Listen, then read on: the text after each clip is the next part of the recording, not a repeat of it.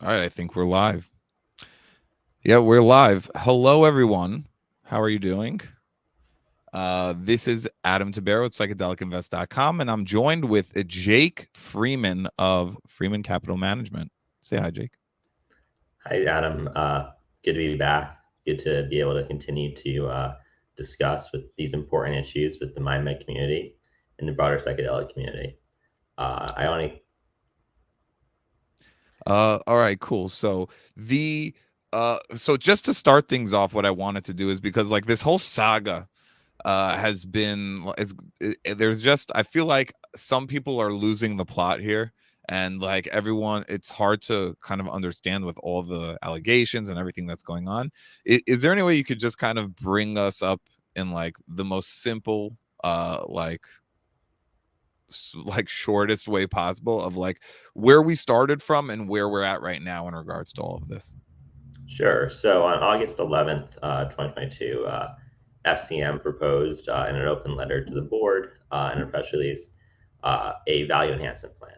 The value enhancement plan, among other things, seeks to cut MindMed spending significantly, seeks to accelerate MM120 to a phase 3 instead of a phase 2B classification, and also seeks to reduce dilution of shareholders. Those are kind of the key points. You can read the letter, and I encourage you to do so on our website. Uh, sort of on September, so shortly after that, we began having discussions with MindMed. Uh, and around September 2nd,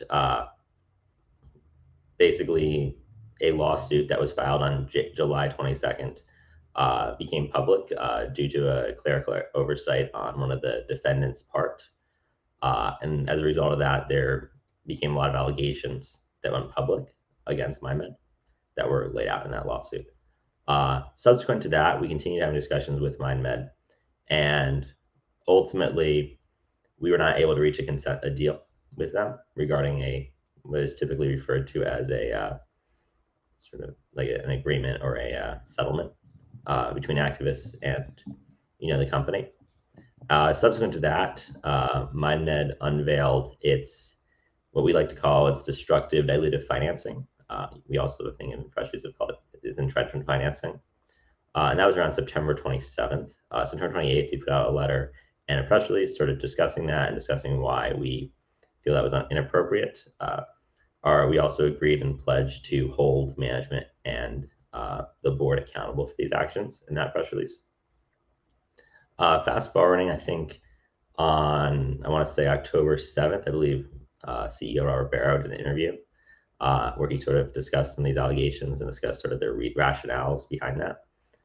And then on October 13th, we sort of put out our own letter discussing why we felt that Mr. Barrow's discussions and comments in that interview were not sufficient or otherwise misleading.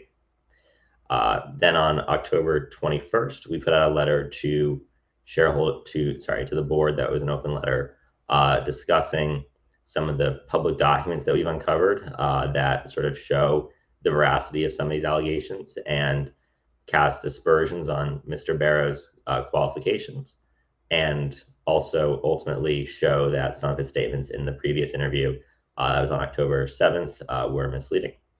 Finally, to sort of get us up to present, yesterday on November 3rd, we put out a press release announcing that, among other things, FCM filed a formal complaint with the Securities and Exchange Commission, and we are calling for a federal investigation to probe some of these serious allegations of misconduct. All right, so things kind of got very intense very quickly, for lack of a better term. So I'm just gonna jump right into some of the community questions that we had gotten from the MindMed Investors Club, and then we'll kind of start building from there. All right. All right. So the first question here is, why do you say there was a fire sale of an additional 50% of the outstanding Mind Medicine shares for a mere $30 million? Sure. So I know some people, it was properly footnoted in the letter, but perhaps it should have been more explicitly clarified in the body of the letter. So essentially, they sold $30 million worth of shares immediately, and it was a package of a share and a warrant. So the total dilution of that, if you include the warrants, is 50%. If you look at their fully diluted cap tables, it will include those warrants, even though they are not exercised. So it is effectively a dilution of 50%, even if they're not received the monies yet. Another reason for sort of that calculation and not including the monies received from the potential exercise of those warrants relates to the fact that the warrants themselves, the way they're written, is that management can what's basically put the strike down to zero if they wanted to. And since we viewed their previous financing as entrenchment, we wouldn't put it past them to sort of engage in that sort of action in the effort to sort of prevent a shareholder vote from being successful by effectively immediately increasing dilution by essentially giving people free money who participated in this original offering, most likely in the hopes that they'll vote a certain way for management. Understood. Next question. 7 million shares were being sold for 30 million. 7 million additional shares is not 50%. He's building on what he just asked, and I think what he just answered. If you count 7 million warrants for a total of 14 million, do you realize that MindMed would raise an additional 30 million if they are exercised? Sure, I think I already answered that. And if they're exercised at the current strike price, then yes, that is correct. The problem we have is that the warrants, like any warrants or this is very common in any contracts that you'll see with companies. Obviously, they can't raise the strike price of the warrant, but companies are usually free to reduce it, and sometimes they do that, whether that be for entrenchment, or sometimes there's actually legitimate corporate finance reasons where they want to basically raise money, and that's the most efficient way they can do it.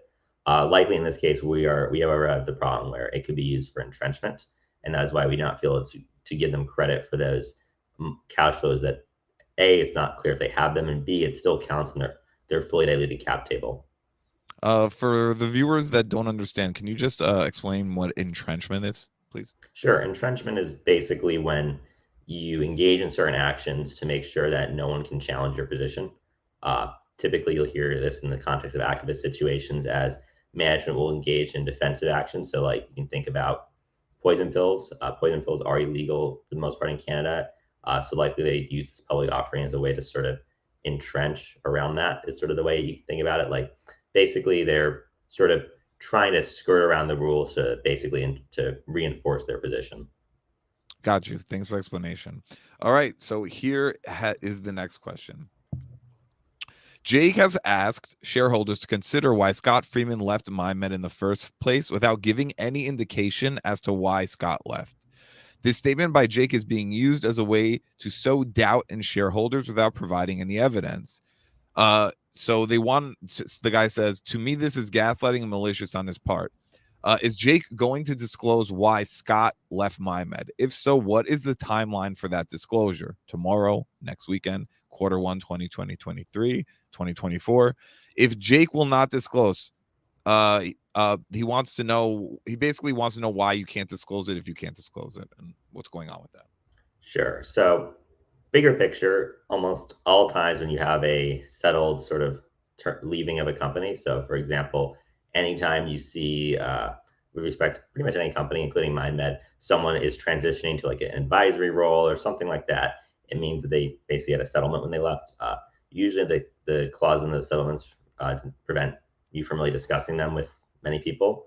So on that basis, I don't believe Dr. Freeman can answer that. I think more likely is people will see a pattern of terminations from MindMed and can draw their own conclusions about sort of the reality there. I am aware of an instance, at least, where somebody, is not happy with the reason why they were terminated, for lack of a better word, but it certainly speaks to a broader pattern of MindMed executives leaving for sort of undisclosed reasons. And I think that as those begin to come to bear, depending on how long it takes for our investigation or any federal investigation to sort of occur, we'll likely have some disclosure and some more transparency then. So is this was that what you mean when you're referring to the pattern, just the other employees leaving as well? There are several high profile executives who have left. I think we touched upon this in our press release. David Gubert left sort of abruptly. Mrs. Cynthia Hugh left. Bradford Cross left. Dr. Freeman left. JR left. I'm struggling to think of any no one else comes off the top of my head. Bruce Litton left. Perry Delancey, the chairman, left.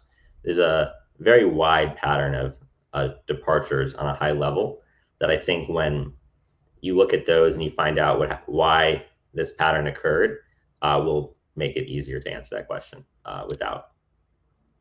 Is there any more information you can give in terms of like Bradford Cross and his association with MindMed, why he left or was terminated, whatever? Can you talk about that?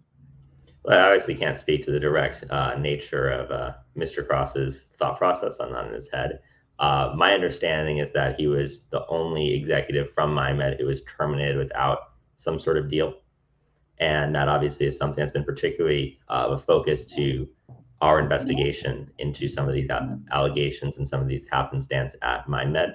I think it's interesting when you include the fact that there's this Mediwaska website that I know people have considered to be not a big deal, but the timeline. The question is, obviously that's something that falls upon the chief technology officer, and the chief technology officer was, sort of dismissed out of hand. The question that the community should be discussing there would be, was he dismissed for, for not finding this in time? And if he was, should MindMed have taken it down? If, it's because he was investigating something, that's another thing the community should be thinking about is, I think the Bradford Cross scenario is something that, I have more visibility on. We have several sources. We have extensive conversations with many former MindMed executives and current executives in order to sort of broaden our investigative scope. And I mean, at this time, I don't think we should share any of that to just protect the confidentiality of some of our sources. You said former and current executives, right? Correct. Also to, I guess, build on Bradford Cross for a second, you say that he was the only executive who was terminated without any kind of deal. What is the significance of that? Usually, when you're terminated, usually everyone takes a deal. The only reason why you wouldn't take a deal is basically if you think there's grounds for litigation, and if you think that litigation has merit. Typically, you'll see that when people are fired for sort of whistleblowing, will typically without a deal. You won't really see that on the same hand if Mr. Cross had some misconduct. Usually, you take a deal, and then if you really just don't want to deal with anything in the near future, you'll take a deal. Obviously, no one really wants to do a lawsuit. So typically, unless you really think you're fired for something egregiously wrong, you'll take a deal. So it's really something that we see as a serious issue here, and we want to investigate further. All right, cool. So the next question here is, you said they want to bring in truly independent directors. Can you name any candidates that you're considering? Have you approached anyone yet? How can we make informed decisions when we don't know who they are? How Certainly. will they ensure those directors will be truly independent and not just doing Freeman Capital Management's bidding? That is an amazing question, and I thank the user for presenting that. I think the most important way that you can ensure independence among really anyone is, making sure people have skin in the game on their own. So that's why when we look at our candidates, I'm not going to name them at this time, but we have some pretty high profile executives who have served on many boards in Canada, and some of our executives are more from America. We think it's kind of ironic that that MindMed, being a Canadian company, has no Canadian directors. That being said, the way in which we plan on ensuring independence is quite simple. We expect our board directors and our board candidates to have a significant skin in the game by owning a significant amount of MindMed shares without including any vesting that they receive from MindMed. I think in our letter, we were saying 4 times. Basically, we're looking to see around $800,000 or more in skin in the game. Obviously, we would not in any way compensate our board director candidates. And we think that's the most important way to see that people vote where their mouths are because they have money where their mouths is. So that's how we're planning to implement independence and making sure that occurs. Obviously, there's always a conflict here, and in our original negotiations with Mind Medicine, we were willing to do an agreement where it would be we'd have at least 1 or 2 mutually agreeable candidates to help, if both parties can sort of agree like that's a good candidate. That's another way to sort of ensure some independence. But that's sort of where we are with respect to that. Are you still it's still like with how serious things have gotten in terms of like calling for the resignation of Robert Barrow and stuff like that, are you still willing to compromise on mutually agreeing on a board member? Is that still on the table? Look, we are always happy to negotiate. Uh, a proxy campaign is an expensive campaign for everyone involved. It's messy. It's not something you take lightly. It's something that you do because you're left with no other avenue. If they're willing to negotiate in good faith, which history has not dictated that necessarily to be true, if they're willing to negotiate in good faith, we are more than happy to, and we are more than happy to have at least some of the board candidates that we're seeking to be mutually agreeable. So yes. All right, awesome. I just want to remind the audience members, if you want to ask any questions, please just drop them in the comments, and I will be asking Jake Freeman all of these questions at the end of the Q&A that I have set up already. So please feel free, drop any questions in there. They will get asked. I promise you I will not forget any questions. And yeah, just want to remind everyone that. All right, on to the next.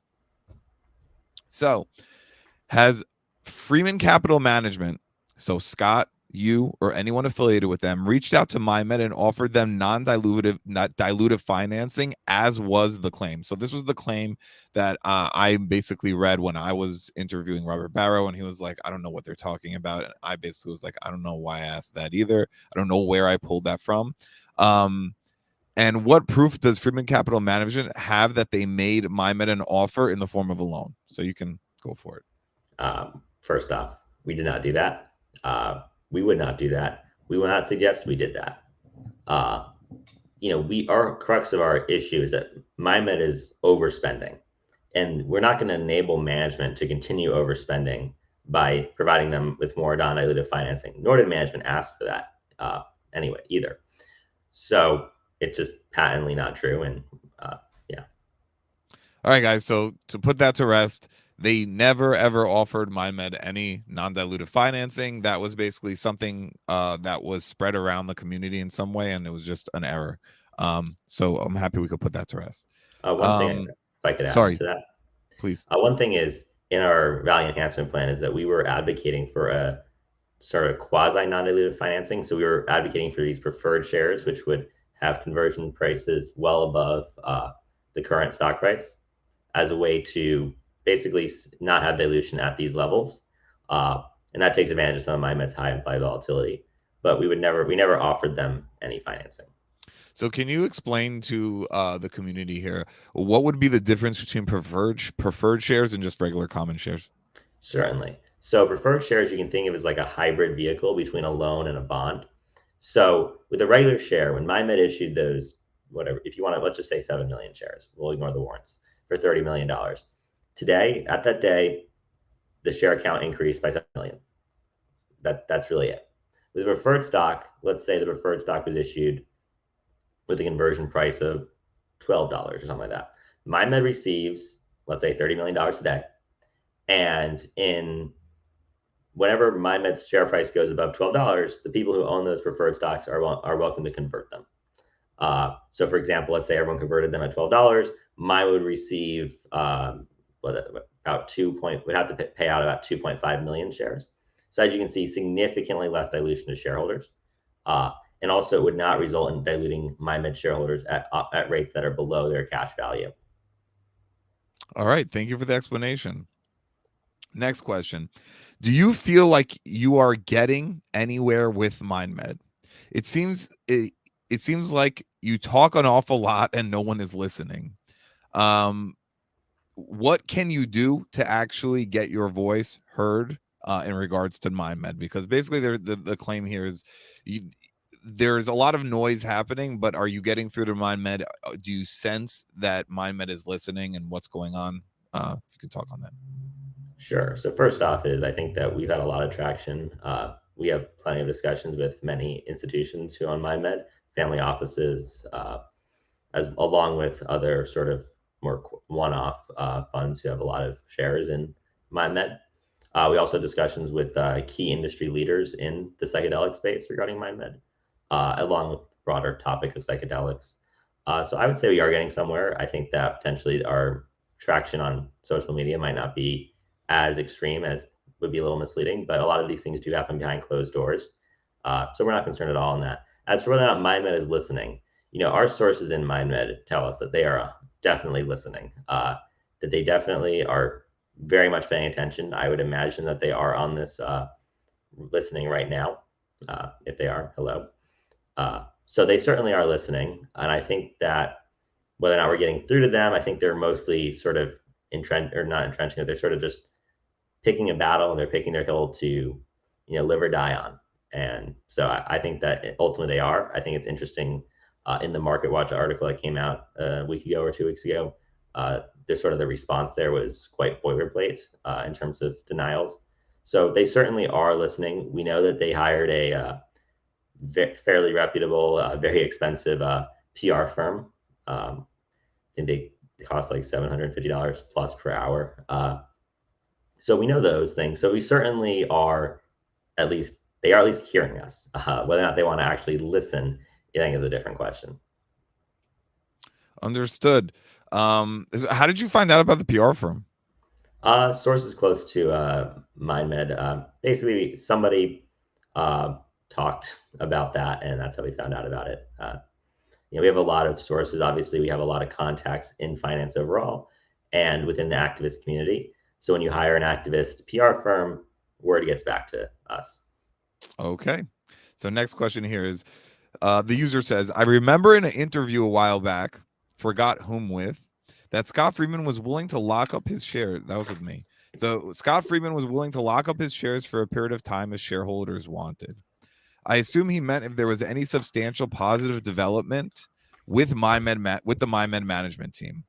So the question is that something he's still willing to do? And same question for you, Jake. Are you willing to do something like that in a good faith gesture to the shareholders? Will you be willing to lock up your shares to show shareholders that you have confidence in the company? Once again, this is contingent on the value enhancement of plan being adopted by MindMed and you guys kind of getting what you want.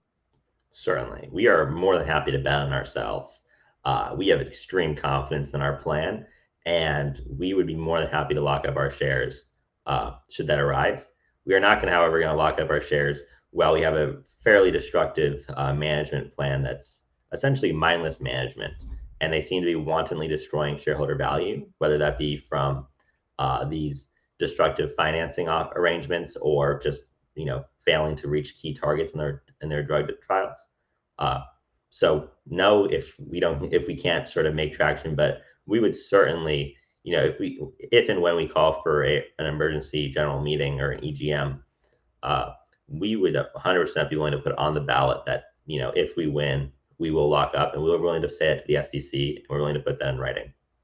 Phenomenal. So the answer to that question, guys, yes, he is willing to lock up his shares as long as there are changes made within MindMed in the current trajectory that they're going in. So next, like to build on that specific question. So are you or anyone you are affiliated with short on MindMed or involved with any derivatives in terms of cash secured puts, covered calls in regards to MindMed, the stock? No. I think, well, one slight clarification is my sister's like 18. I think when there was, my share price was a lot higher and she wanted to get some of the money from covered calls. I think she might still have some covered calls, but other than that, no. And your that sister, would be a your very, sister hold a significant amount of shares? that would be a very nominal amount, maybe total of 3,000 shares pre-split. So figure 200 shares currently. Gotcha. Very insignificant, but in the interest of making sure that everything's transparent there, we'd be happy also to buy more shares, and we're obviously considering that. And I know the community has said a few things about how we were buying at 7 and not really buying anymore. And the reason for that is mostly focused on, we want to wait till we're ready to sort of buy, and we want to make sure that when we have this EGM, obviously buying gives more voting power. We want to make sure that we're betting on ourselves and not betting on management. So what do you mean by we want to wait until we're ready to buy? Well, what we mean is that, obviously the process of doing an EGM takes time. We have obviously talked to our lawyers about it. We discussed it. We have a pretty solid plan on that. We're just waiting for the right pieces to fall onto the chessboard, so to speak. Mm-hmm. And when we do that, we're more than happy to buy. Ultimately, we're just sort of waiting until we can really bet on ourselves, because right now, buying MindMed stock right now isn't necessarily a bet on us; it's a bet on management. So we want to wait till it's a bet on us. Understood. And next question here is, so why are you publicly bashing the company and spurring drops in confidence in management if you're invested? Are you trying to lose money? Okay. Well, I get that you want to bring more information to the public light. There are plenty of people that have dropped out of this stock because of the back and forth and the drama, even if this stuff isn't materially changing the company. First off, these allegations, if true, are very material. You could see potential class action lawsuits against MindMed if they're true. There's a lot of issues that could affect this company, and making sure that's public is key to sort of mitigating these risks to MindMed.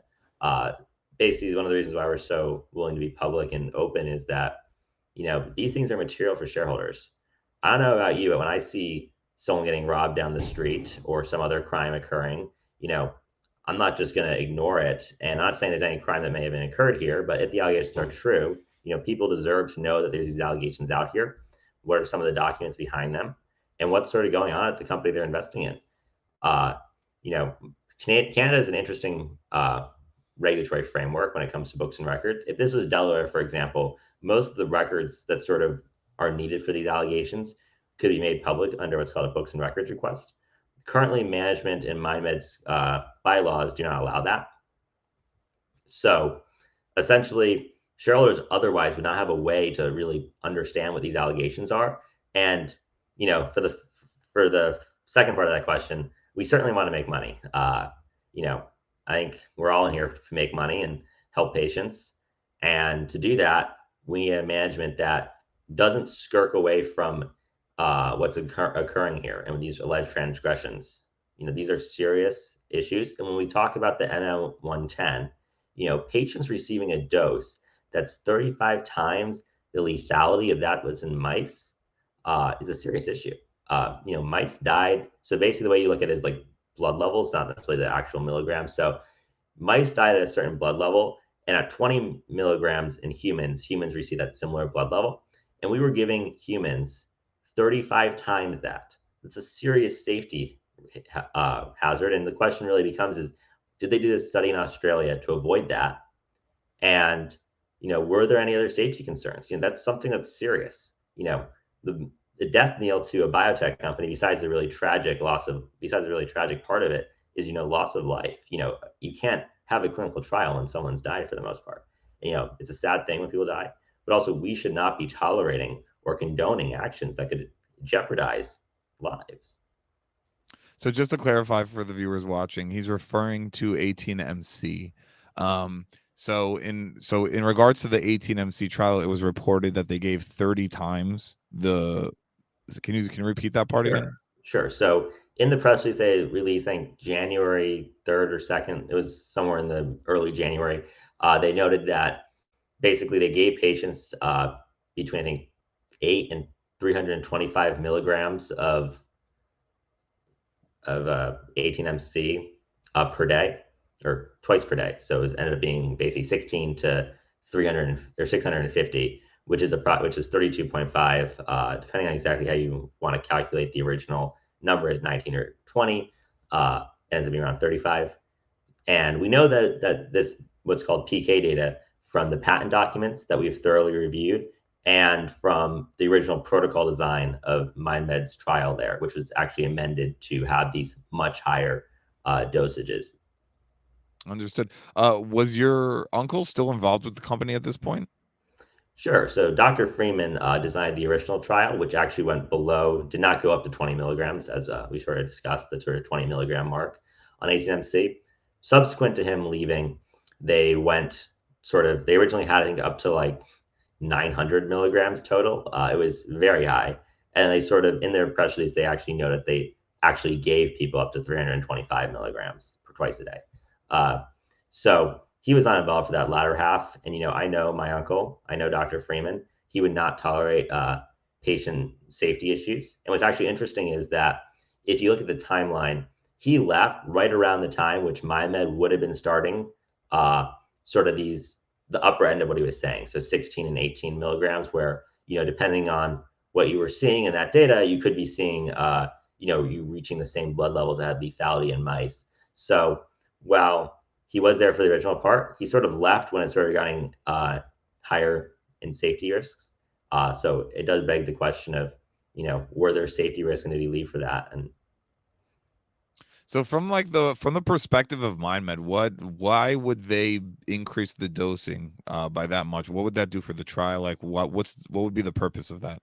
sure. So the dosing itself most likely was safe, and it didn't I don't, not to my knowledge at least, unless they were really covering stuff up, kill anyone.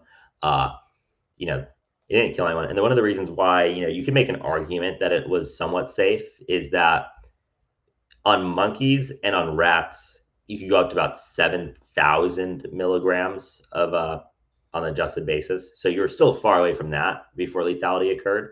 But the FDA cares about the most sensitive species, right? There's something with mice that causes them to have this significantly lower, uh, amount of HMC before they pass away. And understanding why that occurs is an important preclinical safety study. And given the fact the FDA sort of wanted more preclinical safety studies before they let them do a phase 2A, it really, that's what we concluded from our independent analysis is that it's very likely that the FDA did not approve the phase 2A or the phase 1 for the US, which is why they went to Australia. And even moreover, that they wanted pre-safety clinical studies before they could start the phase 1, and that they didn't do those preclinical safety studies. So when we got to the phase 2A, the FDA was like, well, you still need to do these preclinical safety studies. So we thought that was a material risk that was also withheld from investors. So can you ballpark how much money MindMed probably spent on this, I guess, this wasted trial? Sure. Usually, basically you can think about 20 million. Some of it might not have been quote unquote wasted. There's probably some synergistic aspects, but certainly between 10 and 20 million. Awesome. Thanks for clarifying. Next question. Do you feel that it is possible to get BOL-148 back? How confident is your legal counsel? Well, first off, I think the word back is something that's had some misunderstanding. So BOL-148 was originally meant to be a MindMed drug. It was in the initial discussions, and this was in the lawsuit or legend lawsuit. There were these initial discussions, which included Jamon Ron, JR, Mr. Hurst, Mr. Lackman, who was another co-founder. And it was originally supposed to be that MindMed would receive the BOL-148 project. They did not receive it. Actually, what ended up being learned is that it went to, or basically Ceruvia back in 2017. So it was never really in MindMed. Now, the real key thing here with the BOL-148 is that basically in this alleged agreement, MindMed gives up any ability to compete or do any research related to BOL-148. Now, why that's critical is, we had this MM120 drug, and Barrow is on record saying that a drug with similar characteristics to BOL-148 would be a blockbuster, presumably in comparison to MM120, and they can't compete on it. So the question is, are they not trying to develop or work in BOL-148 because they just don't view it as a beneficial project, or is it because that they can't actually do it because they have this non-compete agreement? But couldn't you make the argument that also that the BOL-148 patent is just extremely strong? So let's say anyone who tried to work on a non-hallucinogenic form of LSD would have trouble no matter what company it is. That's probably not, that's unlikely. The patent itself is a fairly strong and broad patent, which has been able to successfully enforce its claims on some other patents. However, that's not to say that there aren't ways to do it. And ultimately, if you're looking at BOL-148 sort of from the ground up, you can get a lot of the similar results without having any encroachment on that patent. A lot of the stuff that we do with MM120 is transferable to BOL-148, and because BOL-148 is, so basically you take some of the LSD and sort of a refined version of that process. And I think some of the patents on the refinement might be, that probably is pretty strong. So you have to find another way to sort of make it. But we have a lot of the regulatory framework here in place. We have the DAA stuff in place. We have the people. It's sort of just executing on it. Now, how hard it is in practice, I'm sure there are significant issues with it, and just in terms of time, it takes time to develop a drug. On the patent side, I don't foresee it being a significant challenge. So I guess this just brings me to my next question, which is, are you trying to say that it's not about getting BOL 148 in my like it's not about getting MindMed BOL 148. It's about uh allowing MindMed to basically further their research in LSD, and BOL 148 could be hindering that. I'm just Yes. making sure I want to understand you Yes. correctly. That said, one thing to note here is that, it's possible that in the course of this lawsuit that occurs, that is demonstrated that the BL148 was fraudulently transferred out of Savant and could result in, I'm a member of Savant, so myself, among Dr. Freeman and among other members, actually having that patent back, and, likely we'd just want to give it, or, exchange it to MindMed. That would certainly be another possibility here. But directly, MindMed does not have any, history with BL148, other than sort of this agreement and some of the tangential discussions that originally occurred. More importantly is that, BL148, as you mentioned, some people have asserted that the patent's really broad. So if this agreement did occur between Mr. Hurst and Mr. Turnbull, one would have to imagine that the language in that would be even broader. So can you just elaborate on that? Can you just mention the agreement, so for people who maybe Certainly. aren't familiar with it? So on November 13th, so on November 14th, there's this alleged board meeting regarding this deal that Mr. Hurst and Mr. Turnbull negotiated between MindMed and CHTAC, which is the predecessor of Ceruvia.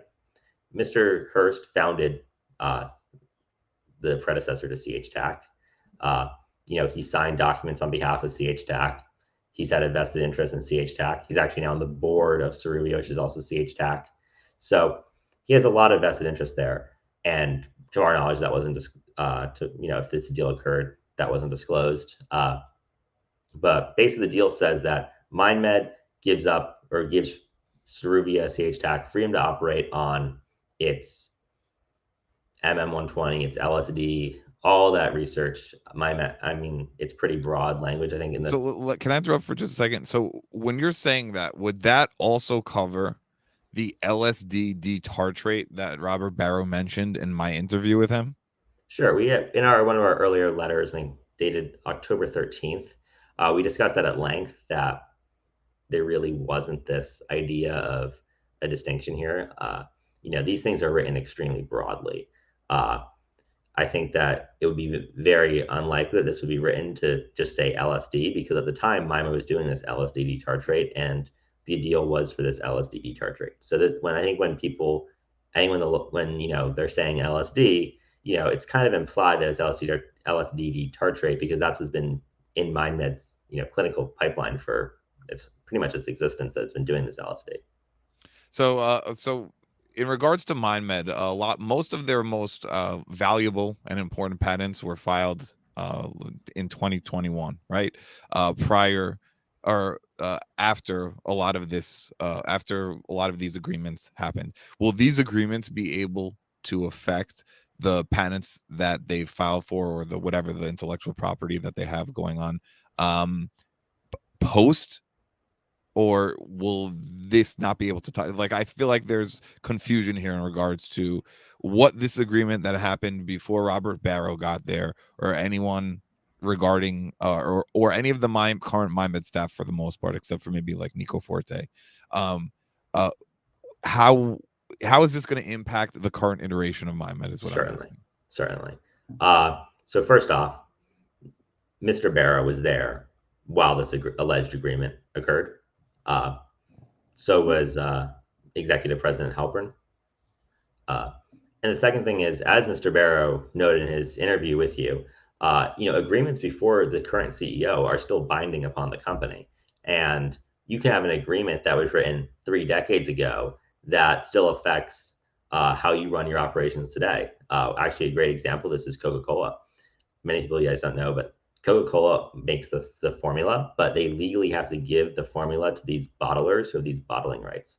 So there's a complicated thing there. That all comes from a contract written in, I think, the late 1890s, early 1900s. So these things have very long-lasting effects. And there is no reason to believe that it wouldn't cover this, especially given the fact that if the allegations are true and Mr. Hearst was sort of involved here, he was a patent lawyer. He would likely have written these things extremely vague, as the general practice when you're doing things like this. Understood. So what would you say to so MindMed's claims in general are that they retain the rights to MM120. They retain all the rights to MM120 exclusively. So that's MindMed's like general claim here. So like how would you respond to that? And especially when they're saying allegations regarding MM120 are unfounded and whatnot. So how would you respond to this? Sure. So the first thing I want to make it clear to everyone. And also they said that they haven't given away any rights to MM120. I just want to make sure I get the language correct too. Certainly. So there you go. So first off, when you say allegations are unfounded, they can be true and you can know they're true and you'd still say that. You'd have to, a more explicit denial would be saying there is no agreement with Ceruvia, which they have not made. We have given them plenty of opportunities to make that. If these allegations are true, these statements by MindMed regarding the intellectual property and including their SEC filings would be fraudulent and false. And, Mr. Barrow would have significant implications under Sarbanes-Oxley for certifying, false financials if these allegations are true. Some of the publicly available documents that sort of can point to the veracity of these allegations is, so on November 13th, basically there was MindMed released its earnings. Its earnings, among other things, had a standard boilerplate disclosure of risks. And in the disclosure of risks, they specifically mentioned the inability to get GMP, which is good manufacturing processes, materials for their clinical trials. Essentially, the alleged agreement is that MindMed received GMP LSD that they required. And so that allegedly occurred, that board meeting allegedly occurred on November 14th. Now, there's this email that's in this Freeman v. Burbank et al. And Freeman v. Hearst et al. That was allegedly dated November 13th, 2020.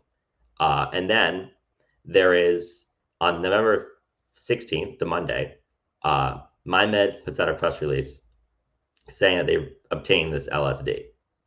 And then in their next earnings report, they no longer have that risk factor about GMP. So there's a lot of public documents. I think that, obviously that email would be something that I think somebody in Reddit has announced they're challenging. I think that, reading the motion. The email between Hearst and Turnbull, correct? Correct. Gotcha. The November 13th email. So I think that these fact patterns cast serious aspersions, and, aspersions just basically means untrue, and it really casts a lot of doubt on MindMed's public statements right now. When has you ever seen a company say, "Oh, nope, we just lied in our SEC filings"? I'm shocked that there's an example of that, unless it's really got to the point where you have federal investigators sort of arresting people, and that's why we want to call for a federal investigation. We think that the statements they make could be misleading, and we think that we need an independent third party like the SEC or DOJ to investigate. All right, so to jump to another question real quick. So in the last time we spoke, or I think it was also in one of your press releases, you talked about Robert Barrow's experience, his work experience in terms of biotech and stuff like that. So I guess I wanted to kind of flip that question onto you now. So what experience does Freeman Capital Management have with life science investments?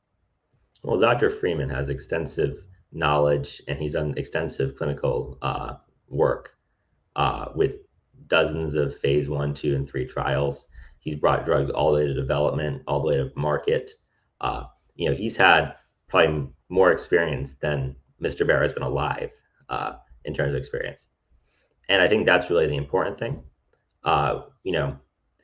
We think that, hiring competent people and hiring correct people is the way that you do things. I will not say that I'm an expert in any way on FDA processes, biotech. I've taken some advanced courses, but I'm a math major. I'm doing a math master's. One of the things that really focuses on that is problem solving. I might not have all the ways exactly to solve the problem, but I work with what I know. I work with people who know a lot more than me, and the goal is to execute that way. I have never once said that I want any leadership position in MindMed. We believe in bringing competent people to the table, and we think the current management is not doing that. Understood. All right, so then I guess to bring it back to it, like, and we'll wrap it up before we get into the questions that are being submitted here in the live chat. Essentially, the formation of MindMed. So the document that essentially made, I guess, is when Savant became MindMed. The only transfer of intellectual property that occurred within that is 18MC. Is that correct? To my knowledge, yes, there was some know-how that was sort of tangentially related. I think that was also in there.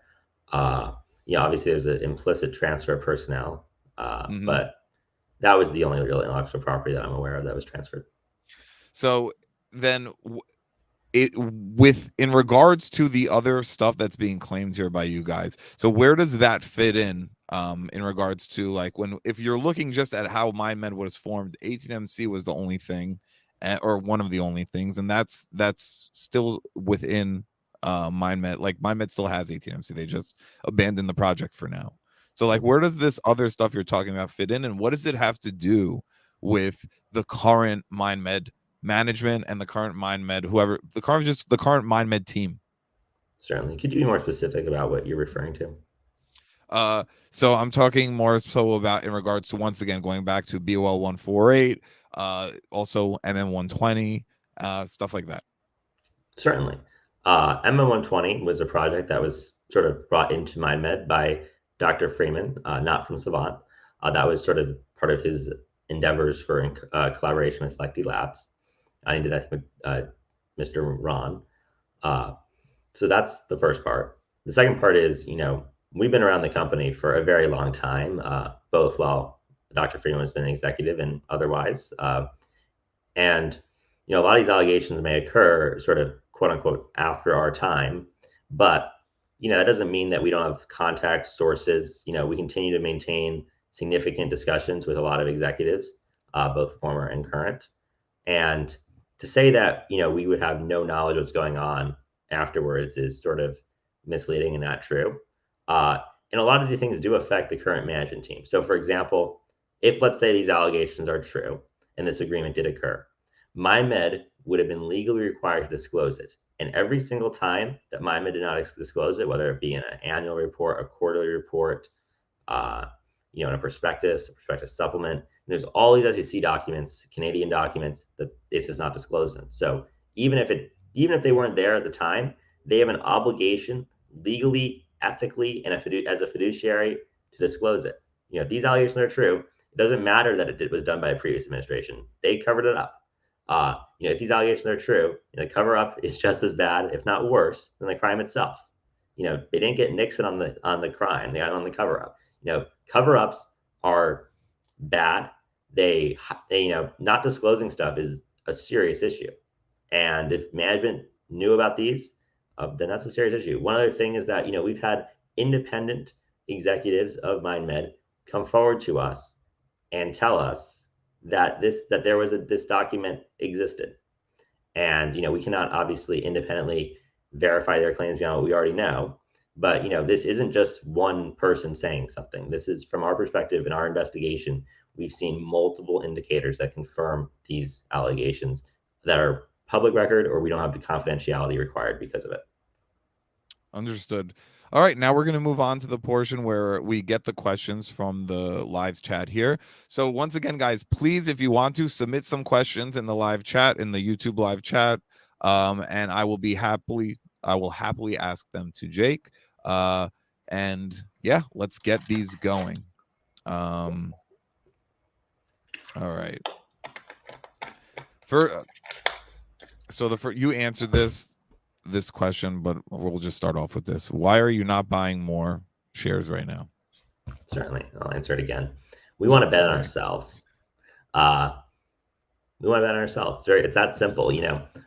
When we see all the time in sports, when you want to bet on yourself, we want to basically, put our money where our mouth is, not where management's mouth is. And when we get to the point where we can bet on ourselves, but that doesn't necessarily mean when we take, have like win a voting statement or anything like that. It just means when we're in a position to really affect something, whether that be, through an annual meeting or regardless, we're sort of waiting for some piece on the chessboard, as I've said before, to sort of fall into place. And when those occur, that's when we're willing to go. All right, next question. If you were to get a board seat, what steps would you take and what are the timelines? We've spoken about this in previous interviews, but please feel free. So the first thing that we want to do is creating a strategic review. This would be day one, strategic review, to really focus and see what in MindMed is necessary. And the idea of that strategic review would be within 3 months to provide a summative report to shareholders outlining what's getting cut and sort of how much money that will save. So that's sort of on one. In a parallel effort, Dr. Freeman has said that he is going to work on an FDA application. After about 2 months, you submit sort of the preliminary part of that to the FDA.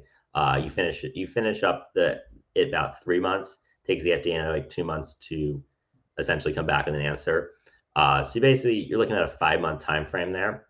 So if it's successful, which we think it would be, we would then, in a parallel effort to that, sort of closer to 4 or 5 months, we'd begin really figuring out how we're going to execute on that. So obviously, when you come to the FDA, you have to have a study design already, a protocol, and sort of executing that protocol, getting the necessary DEA approvals. Those will take a little time. So, we're hoping within 12 months to start that phase 3 trial. The FDA hopefully would get it back to us in about 5 months. And the one thing I want to emphasize to people, and Mr. Barrow specifically, who has said that, it's like unlikely to succeed, we disagree with that. But if it doesn't succeed, you learn valuable insights as to the regulatory endpoints the FDA is requiring. Right? There is no loss when we're willing to do it for free. There's no cost to MindMed, and there's only valuable insight that you could gain, or even better, you could accelerate past this phase 2B. And I want to emphasize the phase 2B is highly unlikely to take this amount of time they're projecting. For example, this phase 2A that we're talking about with respect to 18MC, that was supposed to be Q2 of 2020. That was already delayed by over 2 years. So, or maybe it's Q3 or 4. But the point is, MindMed has been notorious for not hitting its deadlines or its targets. And we don't think it would hit its targets with respect to that phase 2A. All right. So to build on 18MC, you stated that MindMed gave 35 times the equivalent dose to humans that were fatal in rodents. Can you walk through this and how it affected the surprise cancellation of the 18MC program? Sure. I just want to clarify one smaller point. So Sure. it was mice, not rodents. Okay. I guess rodents are a broader category. Rats did not have that same exhibit. So basically, you give a mice obviously a much smaller dose than you give a human, and then you measure its blood levels, how it reacts to that dose, and then basically observed mice dying at, let's say, this blood level X, just for simplification here. And then they went to humans and they gave humans, they slowly increased the dose, and they found that at around 19-20 milligrams, humans received the same blood level X, like as a concentration. So at those, those doses, humans were essentially receiving similar comparable response that mice would in theory have that killed mice. So basically, MindMed gave patients 650 milligrams, which is obviously significantly more than what would cause lethality in mice. And one thing to note here is that for this wasn't the same thing for rats and rodents. So if we remember that 20 milligram being comparable to a certain blood level in rats or in mice, sorry, in rats and monkeys, that comparable level was closer to 7,000. So it was a lot higher. But the FDA, and I think Mr. Bollinger had a quote in there about the FDA is a gold standard for human safety. They care about the most sensitive species. You could have 10,000 species that all were super happy with it, but one species that had some similar features to human anatomy not be happy with it. And the FDA is going to want to know why. Why did that occur? And given the fact the FDA rejected MindMed's phase 1 application, presumably because they went to Australia for it, typically you don't if you can do it in the US, you'd rather do it in the US, especially given that management seems to have cost as no object kind of mindset. So they went to Australia, where Australia, they have safety standards, of course, but they might have been more willing to overlook that mice problem. And then they gave these patients these doses. Presumably everything was okay. And they went back to the FDA, and the FDA was basically, well, you we've concluded based on independent analysis they most likely had these. FDA generally wants to know why the mice are different, and to our knowledge, they didn't complete those studies, and they went to the FDA, and the FDA was like, well, did you complete these mice studies? And the FDA was like, no, MindMed was probably like, no, and the FDA ultimately required these studies to be done. That should have been done before or concurrent to this study they did in Australia, and then they basically had to cancel the project because, in Barrow's words, these could take years to do. So to build on this, Scott Freeman was the chief medical officer when 18MC started, correct? That is correct. So the question here is, why did he choose Australia as a clinical site and not do it in an FDA study in the USA? I've sort of detailed sort of the reasons why the FDA would not be so happy with a clinical study on the US. They care about the most sensitive species, and MindMed, to my knowledge, and what we've concluded based on publicly available documents, is that the FDA would most likely want MindMed to figure out why rats and monkeys are different than mice. None of these public documents would indicate in any way that this happened. And if they did do these studies, it'd be very likely would be indicated in these documents. So basically, the FDA, they want to see mice data. They want to see why mice are different, and they didn't provide that. So likely Australia was more willing to look sort of around that. So what I'm asking is that something that Scott was like, he thought that was the best way to go about it? Was that Scott's decision to do it in Australia? I'm not privy to the exact decision-making process of MindMed at the time. Dr. Freeman did sign off on it, and he would not do it without understanding the patient's safety. And the original study only went up to about 16 milligrams. So they tried to stay under that lethality limit. Okay. So next question. Everyone loves to ask this question every time. Is Kevin O'Leary still an investor? I think I've answered this a few times, but he has it on his Instagram. Based on, we requested shareholder lists from MindMed. Those shareholder lists show that he is still an investor of MindMed. That data could be out of date, could be something that MindMed could be manipulating. Who knows? MindMed could have obviously taken a snapshot from a long time ago and gave it to us. But as far as we're aware, yes. All right. So next question, where do you see MindMed in 5 to 10 years? Well, I think it really depends on who's running it. If we continue to see management running it the way they're running it, I think they will make some progress. Certainly, if even a broken clock's right twice a day, they'll eventually sort of meet some of these regulatory objectives. The question is going to be, is it, in 5 years, maybe they could start getting some progress. I think they're getting some trials done. They are doing some stuff. I'll give them credit where credit's due. They are doing some stuff. They're doing it a lot slower than they need to be doing it. And so camera's not having a happy time. It looks like you froze up for a second. Oops, there we go. Nope, I'm just not having a happy time.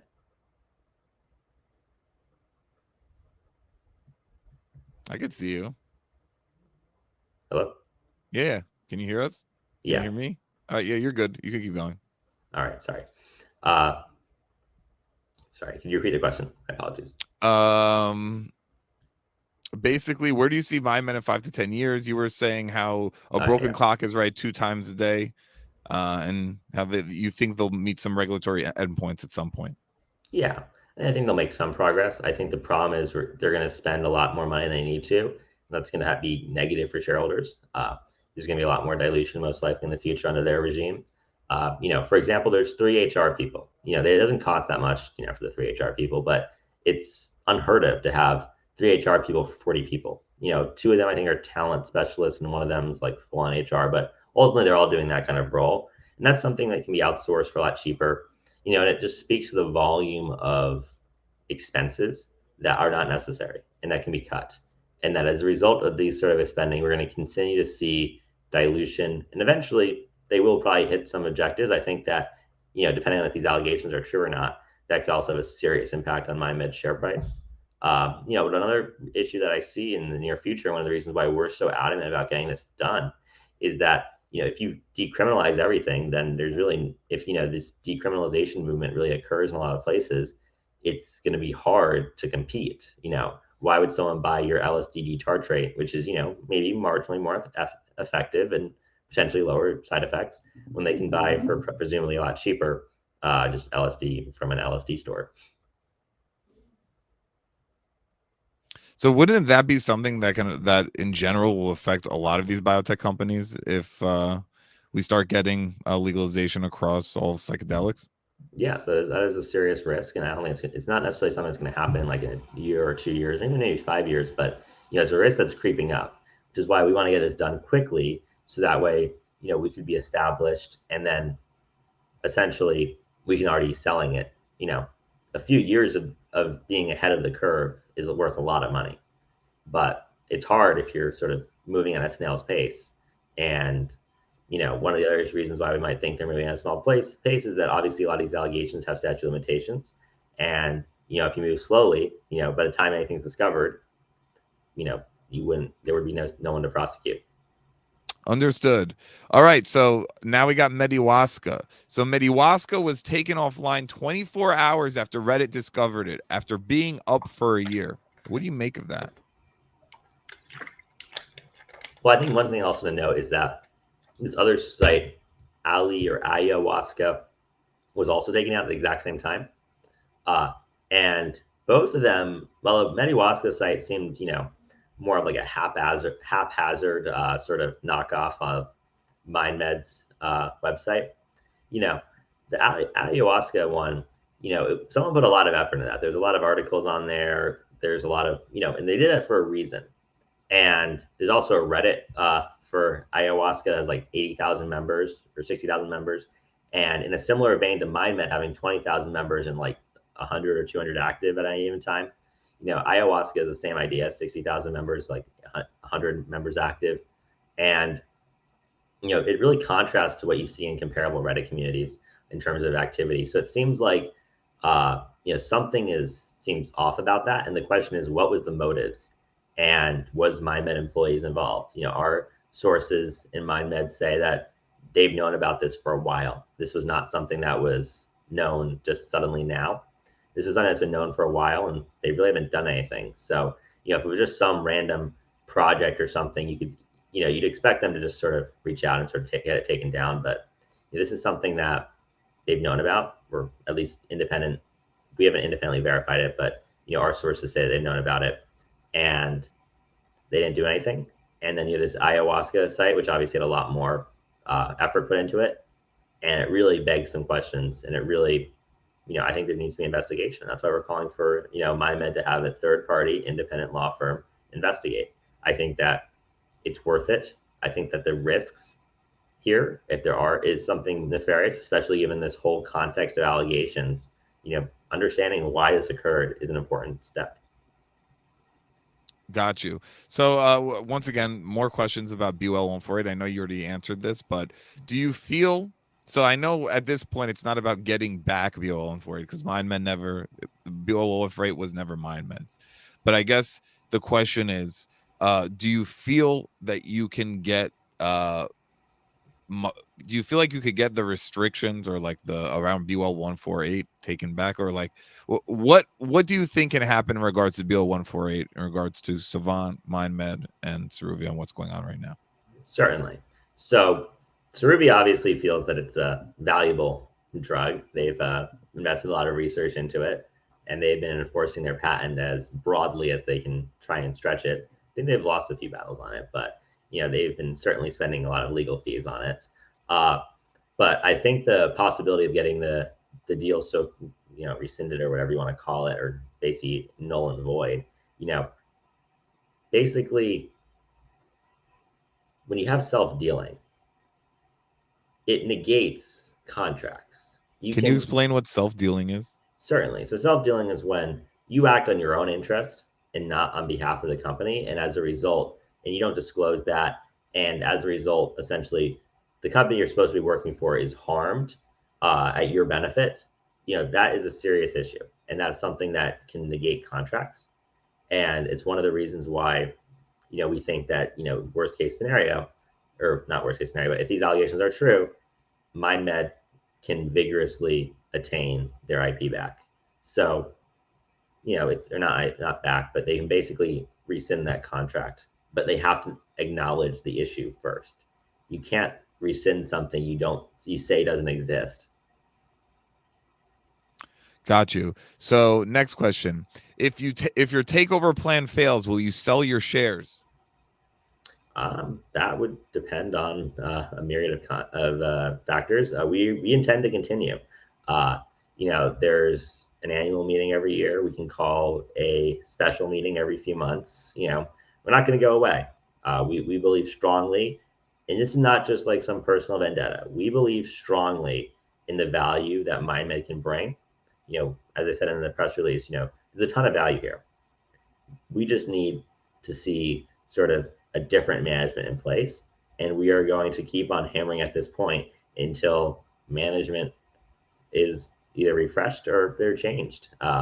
This is something that's not going to go away, and it's going to continue to happen. And what that exactly entails and sort of the nuances is going to be different. But we intend to win.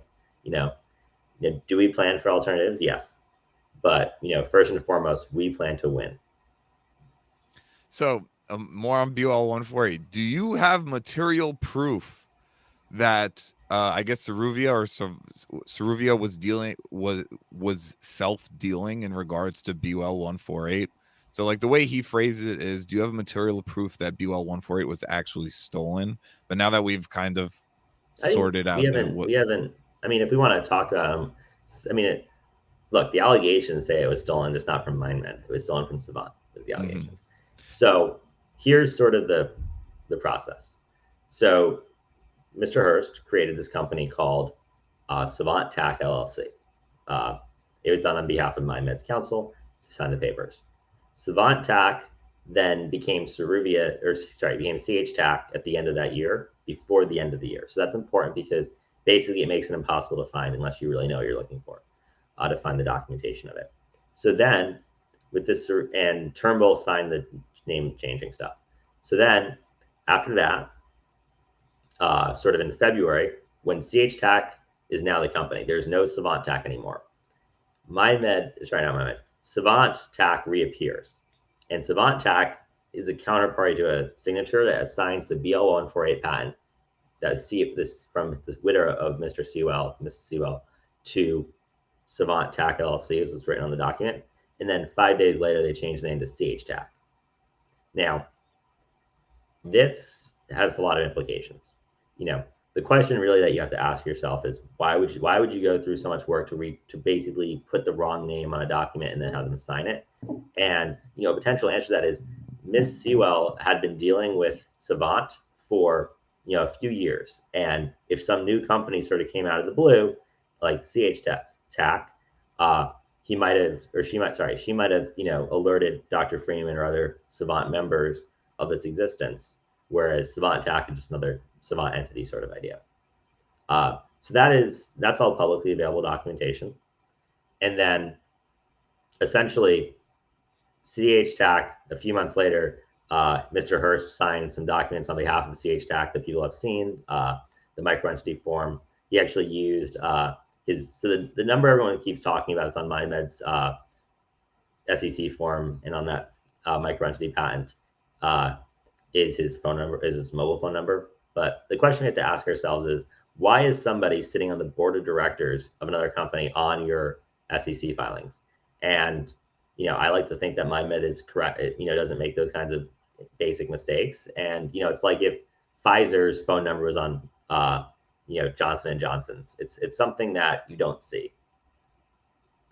How is the connection in regards to Mediwaska and MindMed even, like, because I feel like it's very a lot from a lot of the chatter going on, it seems like it would be very easy for MindMed to not have any idea that anyone even created Medihuasca, and then somebody else creating it, putting Nico Forte as the CEO or whatever, and things go from there. Like, how can you guys be sure that Medihuasca is actually tied to MindMed?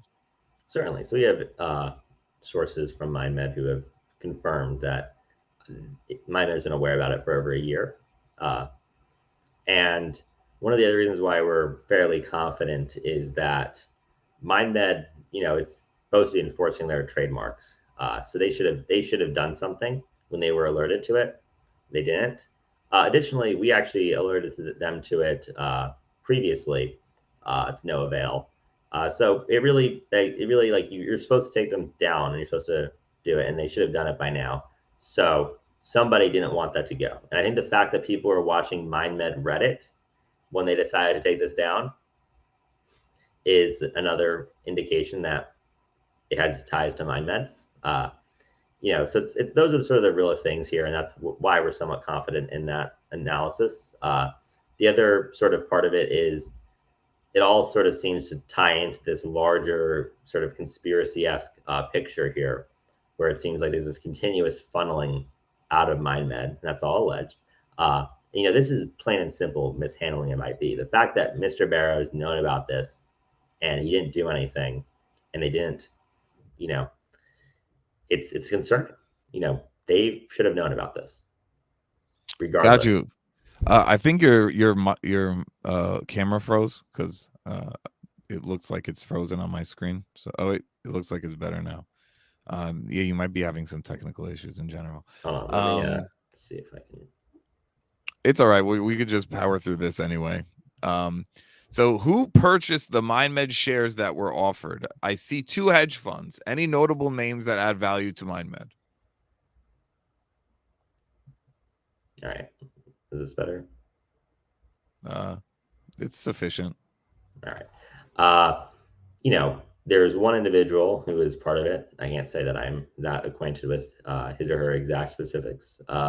There's one fund that has has a track record of some interesting dubious behavior.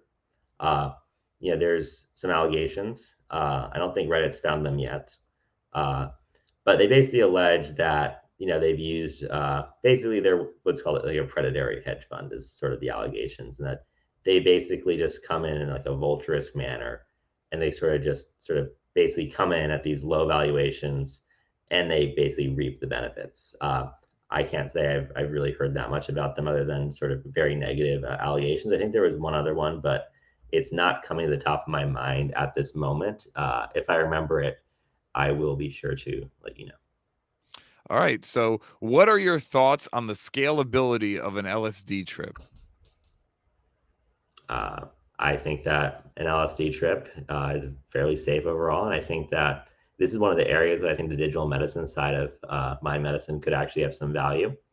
Is sort of in integrating and sort of monitoring that. The real key to a psychedelic trip of any kind is making sure that you're in a safe environment and that you're not doing something that could be bad, both whether or not it's a bad trip or whether or not you just sort of stumble across something and you freak out, or God forbid you fall off of something tall. It's very obviously not something we want to see. So it's really about monitoring. And I think when you have the monitoring software available, that's something where not just LSD trips can be scalable, but really any psychedelic can be scalable. Got you. All right. So one of the biggest things talked about with MindMed is the stock price compression. Do you see a path forward for the stock price to recover? If so, what does that look like, and what is the time frame? I know what you're going to say here. Well, I think the stock price compression, I think some people out there have discussed the fact that, perhaps we are responsible for some of that stock price compression. I think that's completely false. When our value enhancement plan was announced, the stock price went up over 70%. In the intervening time until that September 2nd date that we mentioned, MindMed stock price sort of stayed around the same place. It did fall after this news kind of came public. It, however, still was above its initial levels. We warned MindMed against the reverse split. It was sort of when it became clear that we were not going to have a deal with MindMed that the stock price really fell. And, since it became clear that we were going to have a deal with MindMed, I think the stock price has fallen from around 11 to 3 or 280. I don't know exactly what it closed today, but it's fallen significantly. And that reflects, I think, people's undesired, want their desire for this value enhancement plan. And, another thing to note is that under Barrow's tenure as CEO, the stock price went from $48 to $3. This is just one part of a very long, precipitous decline. So I would just want to say that, like, in the grand scheme of things, the whole psychedelic sector is also down tremendously. MindMed is down a little bit more than some of the bigger names like Atai and Compass, but yeah, I just wanted to add that just for perspective. I think to say a little more is a little misleading. I think, since August, MindMed is down. I think an astounding, what would that be, 80%. I think, a tie and Compass, you've seen 80% down and like over the entire, sort of general broad decline of the psychedelic market. So I think that it's misleading to say just that, it was, they're comparable. I think that it's significantly worse. Understood. I just wanted to give both sides. So next question. Have the Freemans approached anyone to see if they are interested in being on the board of MindMed or be the CEO? If so, who? I think you answered this earlier, but feel free Sure. to go ahead. We've had extensive discussions, and we have candidates who we have in mind for when we have our proxy statement. We have, yeah, I think that's all I can say at this time. All right, cool. If the Freemans get back BOL 148, is the goal to is the plan to sell it to MindMed? If so, for how much? If we had the patent, I think that's something that we could discuss. I am obviously, we'd want to make sure that unlike certain transactions that are alleged, that it's arm's length and that it's fairly valued. And I think that that would depend on what independent experts would say. We would want to, and we'd want to make that all public. We think that it's important to have transparency, and we would want to make sure that we don't commit to a price and then have to like defend it if someone else agrees with that price, as they're just following us. So yeah. Why did Scott Freeman decide to sell 18MC as a phase 1 worthy chemical for millions of dollars? If by your own words, it needed more FDA preclinical trials. Sure. In the allegations, so I'm knowing my uncle, Dr. Freeman, he doesn't really pay too much attention to the sort of more business side of things, which is why I've been sort of more on the activist side of things. He's more of he's a very smart guy, incredibly intelligent, but he focuses on what he's expert on, which is drugs and drug development. And he left most of the management, to my knowledge, to Mr. Hurst.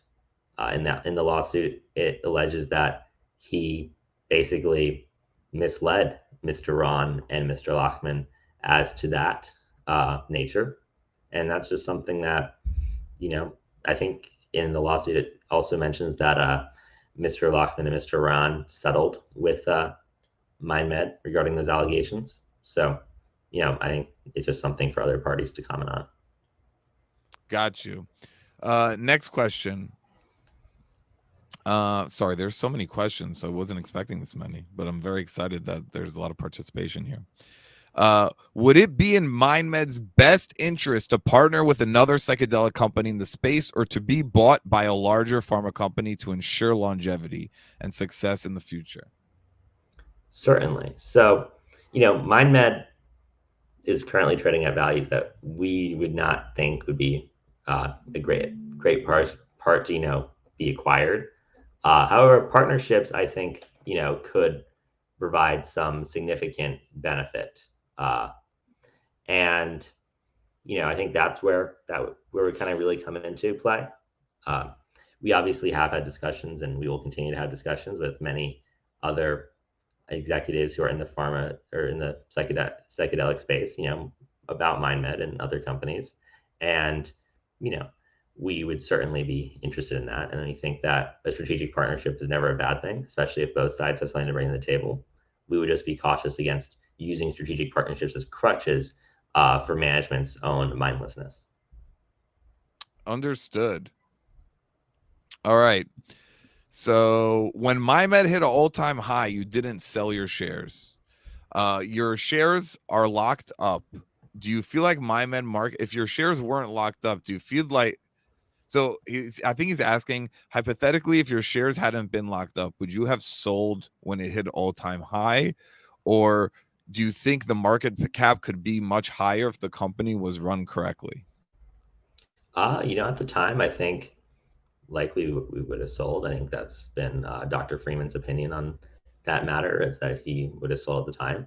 I don't think that's a reflection of where we think the exit is now. We're obviously much more, we want to actually sort of come in and actually make some changes. And we think that long term, and, in my discussions with Dr. Freeman at the time, he certainly did not want to sell everything. He wanted to save a decent amount of shares. And because he thinks that, this company could really be like significantly higher. I'm not going to name the price just because my lawyers would be mad. And I know I'm probably feeding someone's bet by how many times I say lawyer, but there you go. You got three now. I appreciate that candid response, actually. You said you would work for free, but will you receive any compensation? I think Dr. Freeman wants $1 a year. I'm sure that's something that can be worked out. I'll happily pay out of my own pocket. I think he just wants to make the statement of just saying he made $1 a year instead of, zero. That's just something that, you typically do in these situations. But no, especially no cash compensation. I think, potentially if we're really making progress towards our goals, we would be willing to consider some sort of stock options. But again, only stuff that would vest if we are actually successful. We believe in success should be rewarded, not half measures, not, whatever the management currently calls whatever they're calling what they're doing now. We believe in full success, and that means FDA approval product, you're making revenue. We believe in we don't think we should be taking any real money until MindMed's profitable, which, because a biotech company is effectively when it has revenue. But, so I think hopefully that answers the question. Yeah, that's a great answer, actually. Let's see. I gotta find the next question. Are you willing to show your lost porn? I wouldn't characterize it with such vulgarous manners. But if that's something that the community feels would be insightful, that's something we can certainly look at. I don't think it would really provide much insight. We've been fairly transparent where we got our shares. I think that's something that obviously could be calculated if people want to do it themselves. But if that's something that people really feel is an important part of this conversation, then that's something we'll definitely be willing to do. Nice. Jake, who do you suspect has all those shorted shares? Well, I think as I mentioned, there was a Bloomberg Law article about, I forget, it was a hedge fund in New York who increased their short position. But I actually want to talk about something. Mr. Barrow said that there was no change in the short interest after the reverse split. If you look at the short, first off, as people may know, like short interest data doesn't come out until usually month end. And I don't think Mr. Barrow had the latest ones started going into September, which could be a reason why he said there was no change. But as a percentage of volume, short volume basically increased, and short interest increased, I think, almost 2 times in the days following this reverse split, and especially following the announcement of the reverse split. Awesome. All right, so another question. This has to do with Control plus Z. So some guy Brabra has been in the chat, and I had to block him. I'm sorry, dude. You were just spamming with like very irrelevant questions, and they were just fairly combative. But I did ask a lot of his questions. But this was he wants to know: does anyone from the Freemans feed Control plus Z info? Because basically Control has been very good at finding this information. I know him personally. I know he's just really good at doing research, and he's all over Pacer. But I'll let you answer that too, if you'd like. We provide our information in our letters. Obviously we were aware of a lot of the stuff Control plus Z submits well prior to him finding it. We have done an extensive investigation of MindMed, as we keep discussing. But it seems like for the ayahuasca stuff, he found it from some other website, and I don't think we've fed him any information that I can remember. I think we have clarified privately to him some of the information that he has found, but I would categorically reject the notion that we fed him information. All right, cool. Thanks for answering that.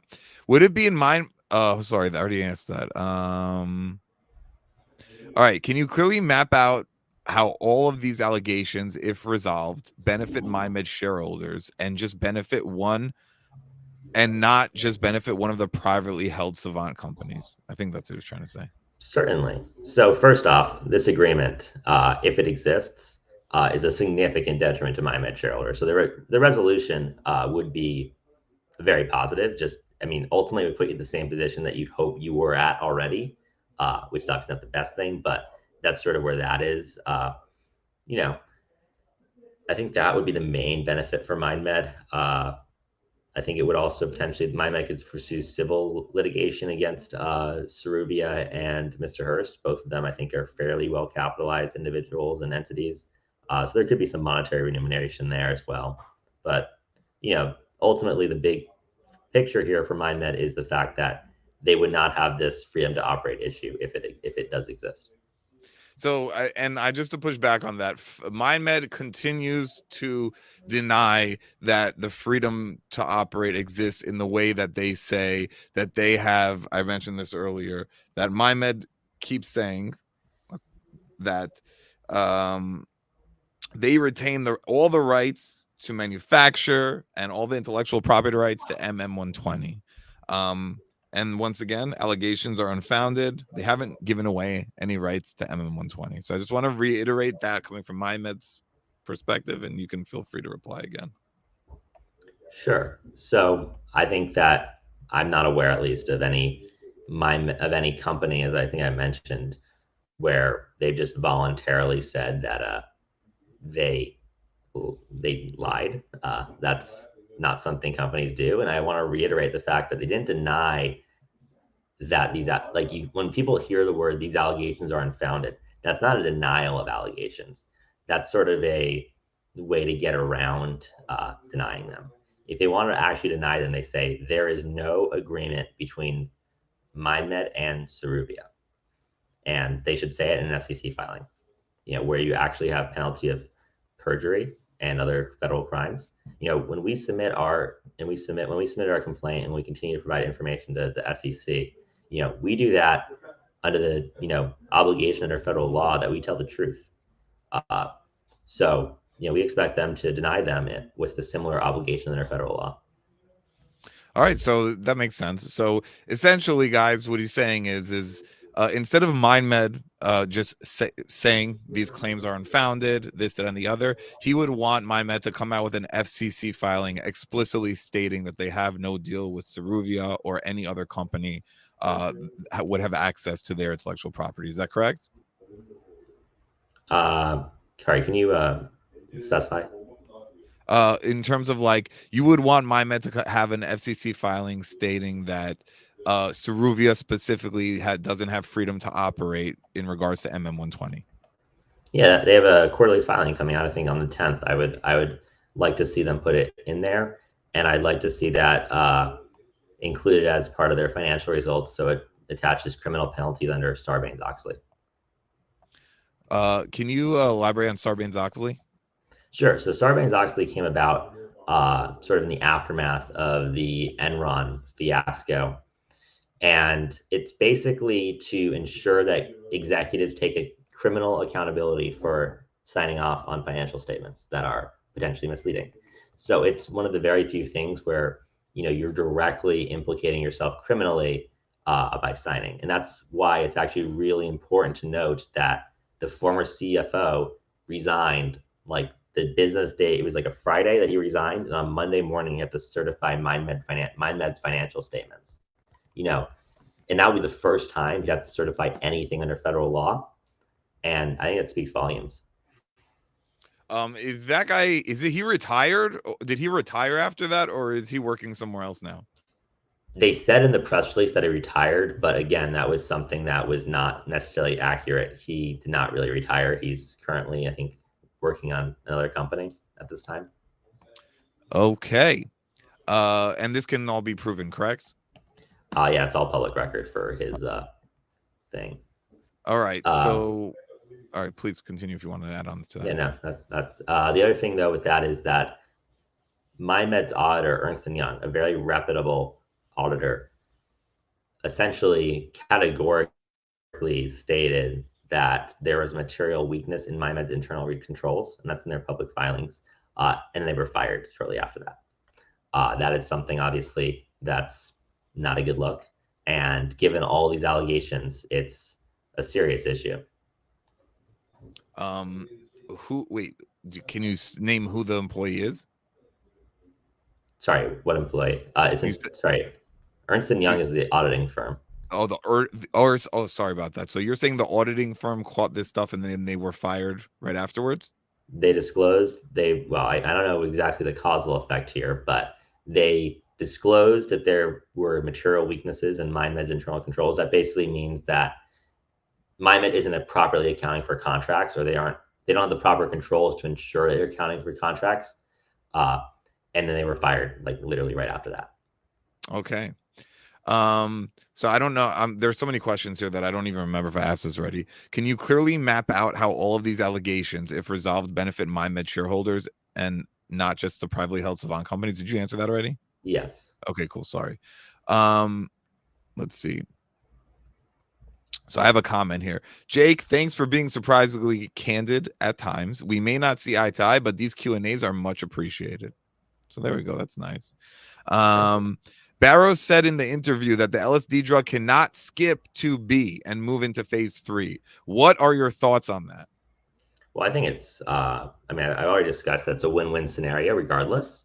But as for why we think that this is definitely going to occur is, they're not definitely going to, why it's highly likely that, we're going to be able to skip this is that, Mr. Barrows cited the fact that, they use Lucky Lab data to skip some of the earlier trials. There's actually a phase 1 trial. But he said there was no studies that were done with actual patients. They were just done with healthy volunteers. But the problem is that's materially false. There are 2 studies that Lucky Labs has done with LSD charge rate in patients and not healthy volunteers, and both had significant results that were, positive at a very high confidence level. So I wanted to bring this up too because there's some more stuff coming in now. In terms of, it seems that, so basically what I'm reading here, they're saying that it looks like the Freemans are valuing BUL 148 in a completely different way than MindMed values BUL 148. So they want to know why there's this incongruency between you guys and MindMed in regards to BUL 148. Well, I think the answer is quite simple. Management is in a position where they have to value BO 148 in a, a minimalist standpoint, because if they value anything else, then the question becomes, why aren't they working on it? So they're sort of, if these allegations are true, they're sort of backed into a corner on that. But we are not backed in that corner, and we look beyond just the simple optics that management may be constrained to.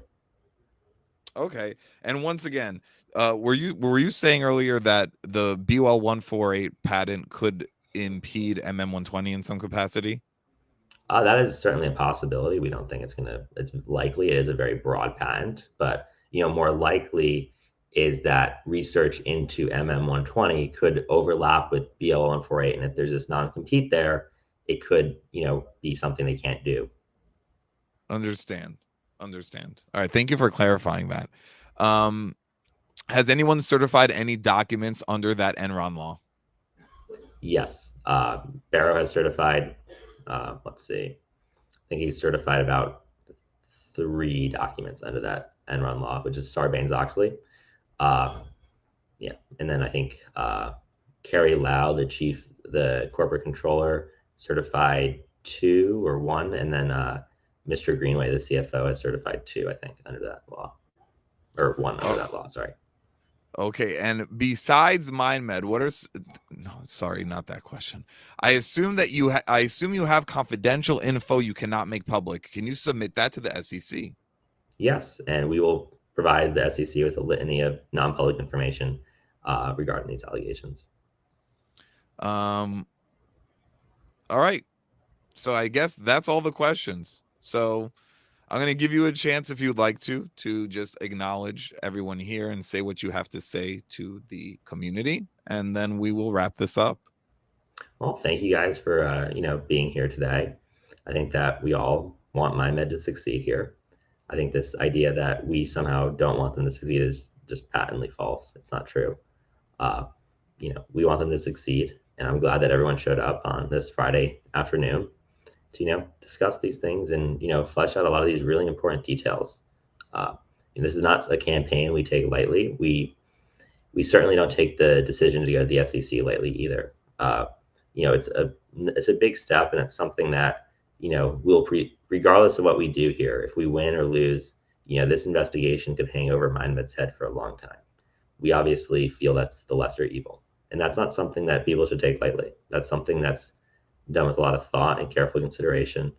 And we hope for the best, but we have to prepare for the worst. And we would love if these allegations were false. If these allegations are false, that would be amazing. But unfortunately, they're there. So that's sort of my concluding remarks.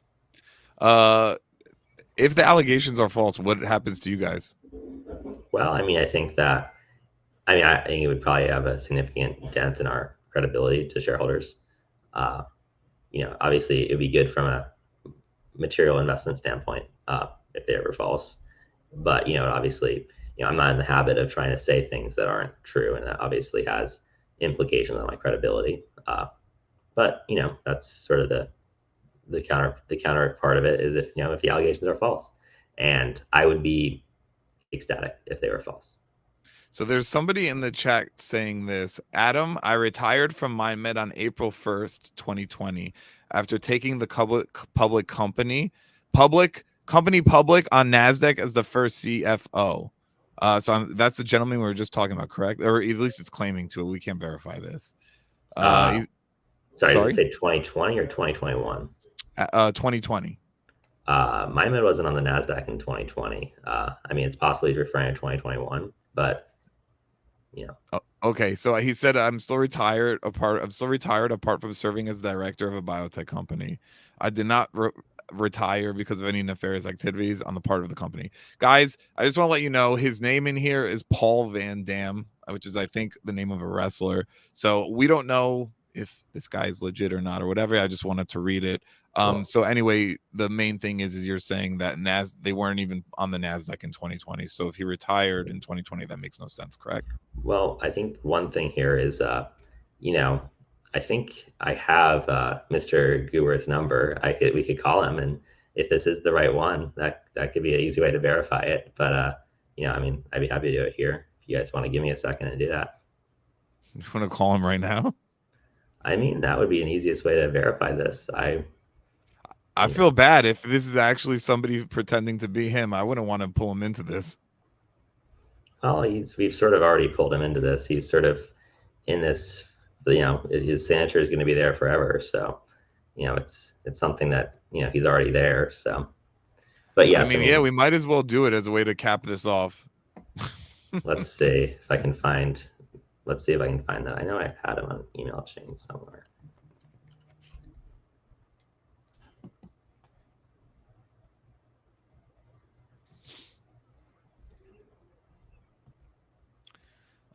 I just find his name, Paul Van Dam, very interesting. Guys, we're going to be doing many more of these live streams in general, not just with Jake, but with Psychedelic Invest, and bringing the community into things where you guys can interact with me. You can interact with some of the guests I have on the show.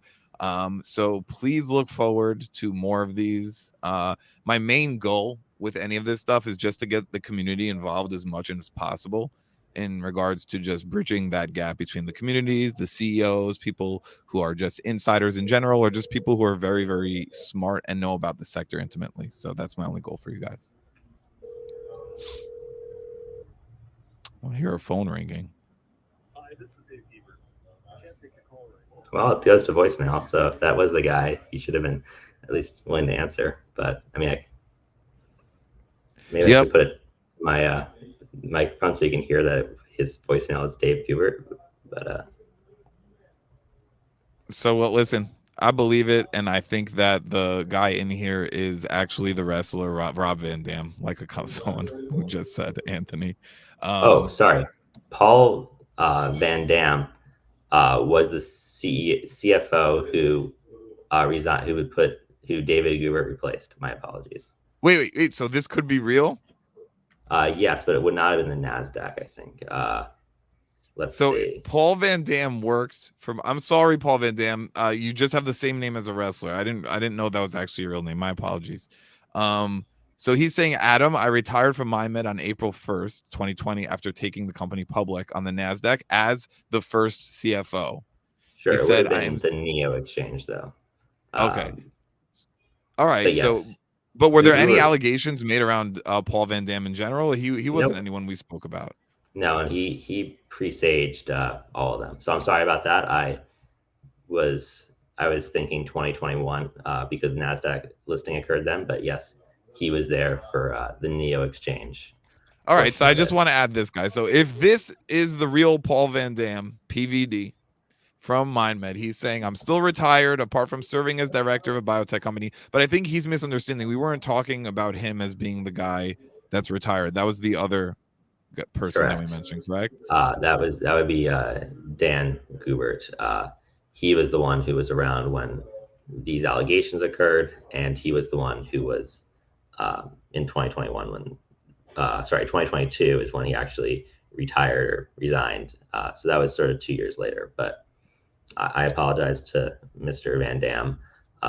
You know, I just didn't click for me originally, and I was focused on the Nasdaq listing part of it. It's okay. So then I just want to say this. This is so this guy, he might be the actual Paul Van Dam. He might not be. But what he says is, I did not retire because of any nefarious activities on the part of the company. I feel like it's just nice to leave that out there. That's what he's saying. That's a claim. We don't know if this is the wrestler Paul Van Dam. We don't know if this is a random person. We don't know if this is the real Paul Van Dam. But there is a random person in the chat claiming to be the former CFO of MindMed and saying that he did not leave under nefarious conditions or because of nefarious conditions. So take that for what you will, ladies and gentlemen. It's been a wild Friday night, probably the most wild Friday night I've had all year. I hope you guys enjoyed yourselves. Oh wait, he's saying Dave G was my successor as CFO in April 2020. Yeah. So he's just corroborating what you said. That's cool. Well, Paul, if you ever want to come on the show, you're more than invited. I'd love to have a Q&A with you, hear your thoughts on the ongoing things that are ongoing. But with that said, I appreciate each and every one of you for coming. I appreciate Jake for coming on the show, taking almost 2 hours out of his night to answer all these questions. The community, I love you guys. Thank you so much. I'm going to be doing many more of these. And once again, like I said, I just want to bridge the communication between retail and the other higher ups in management at these biotech companies and people affiliated with them, anything that has to do with biotech. So thank you so much for coming, guys. This is Adam with Psychedelic Invest. That's Jake Freeman with Freeman Capital Management.